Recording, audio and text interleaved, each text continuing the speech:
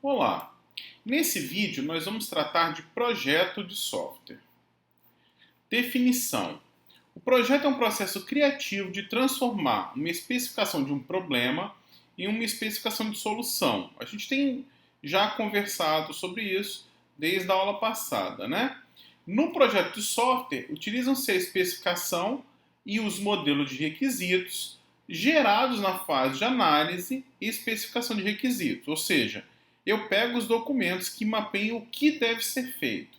E a partir dos requisitos, muitas soluções são possíveis e, portanto, muitos projetos podem ser produzidos. Ou seja, eu posso resolver esses problemas de diversas formas, né?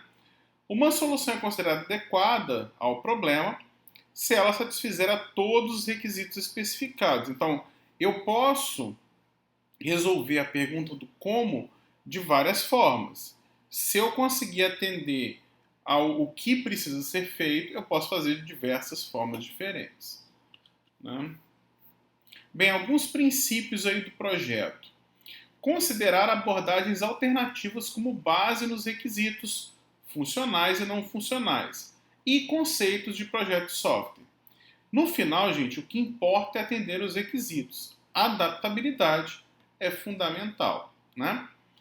Está relacionado aos modelos de análise e à especificação de requisitos, e a eles deve ser a eles rastreado. Ou seja, como eu parto, né, do documento de análise e especificação de requisitos, eu tenho que conseguir, a partir do projeto, enxergar esses documentos. Eu tenho que conseguir enxergar esses requisitos. Então a gente parte da análise e essa relação deve ser mantida a todo tempo, para que não se perca o foco e para que os requisitos sejam atendidos, né? E aí é fundamental não reinventar a roda. Reutilizar componentes, frameworks, padrões e outras soluções que se mostram eficazes em outros projetos, sobretudo aqueles similares ao sistema em desenvolvimento, né? Então, não ficar refazendo as coisas que já existem. Exibir uniformidade, ou seja, um padrão, e integração, ou seja, interfaces entre os componentes. Alguns princípios, então: ser estruturado para acomodar mudanças, alterabilidade, ser passível de avaliação de qualidade, ser revisado para minimizar erros, minimizar a distância conceitual e semântica entre o software e o mundo real, ou seja, tentar deixar a comunicação mais próxima possível. Os modelos de projeto devem ser facilmente compreensíveis, tendo em vista que seu propósito é comunicar as informações para profissionais responsáveis pela codificação, testes e manutenções. Acomodar circunstâncias não usuais e, se necessário, abortar o processamento, se for necessário, né? Fazê-lo de forma elegante. Um bom tratamento de situações de exceção é fundamental. Apresentar nível de abstração superior ao código-fonte, porque, afinal de contas, projeto não é codificação, né? E aí a gente cai em alguns princípios da modelagem ágil que nos ajudam a desenvolver projetos melhores. Então, seja econômico, não crie modelos que você não precisa, nada de burocracia. Seja capaz de declarar um objetivo para cada modelo criado. Procure produzir modelos mais simples. Construa o modelo de forma que sejam passíveis de mudanças e obtenha o feedback do seu modelo o quão cedo possível, tá? E aí a gente tem alguns aspectos de qualidade que são importantes a gente citar.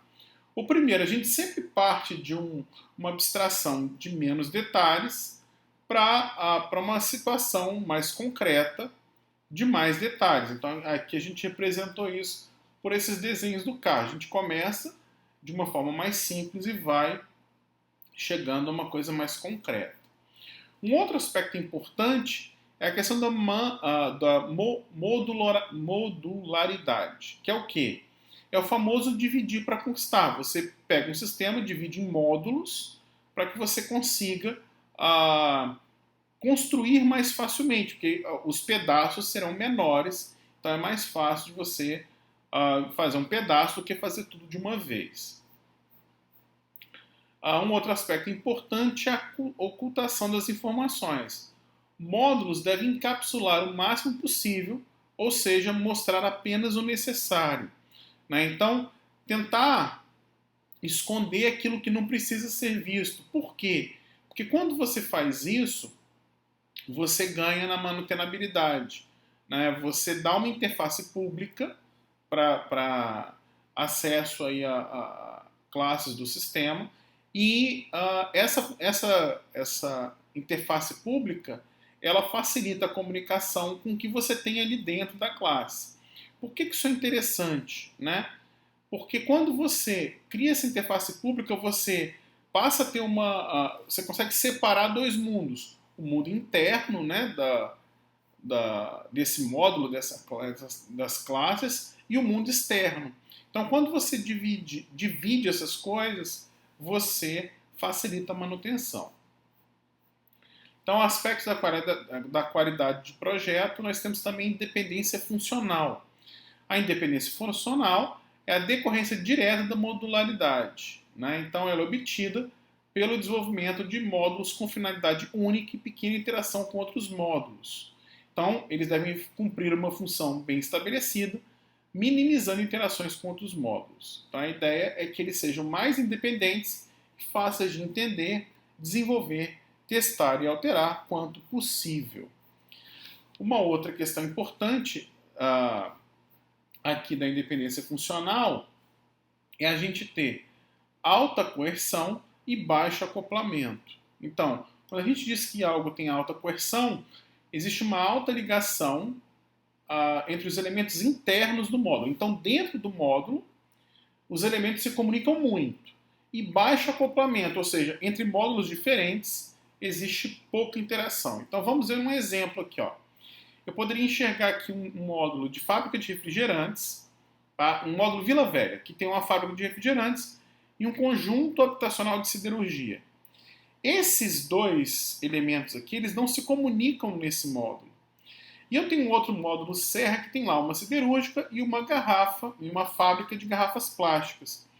A fábrica de refrigerantes vai precisar se comunicar aqui com a fábrica de garrafas e a siderúrgica com conjunto habitacional. Logo, eu vou ter um tráfego muito intenso aqui, né? Eu acabo tendo uma baixa coerção. Por que baixa coerção? Ó, os elementos internos do módulo não têm uma ligação forte. Esses dois elementos não têm uma ligação forte. Já, se a situação fosse diferente, se as garrafas plásticas estivessem junto com a fábrica de refrigerantes, eu teria uma coerção alta, ó, e por consequência um baixo acoplamento. Por que baixo acoplamento? Eu teria menos necessidade de comunicação entre esses dois módulos, uma vez que essas coisas aqui serão mais independentes das de cá. E aí, por fim, nós temos aí alguns atributos de qualidade. Então, funcionalidade, que satisfaz as necessidades explícitas e implícitas do sistema. Confiabilidade, mantém o mesmo nível de desempenho sob condições estabelecidas por um período de tempo. Eu tenho a usabilidade, que refere-se ao esforço necessário para utilizar o software. A eficiência, que é a relação entre a quantidade de recursos disponibilizados e o desempenho do software. A manutenabilidade, que é a facilidade de modificar o sistema. A portabilidade, que é a facilidade de levar o sistema, levar um software de um ambiente para outro, né? Então, quando a gente fala de projeto de software, a gente sempre vai fazer uma relação com os padrões. Reutilizar código é fundamental. Nesse contexto, usamos padrões. Padrão é uma solução testada e aprovada para um problema geral. Padrões possuem vantagens e desvantagens. E sua escolha depende do software e do contexto a ser implementado.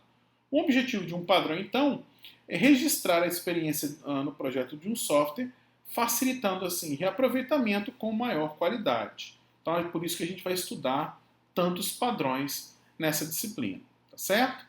Então, sobre o projeto de software, era isso que a gente tinha para contar. Valeu!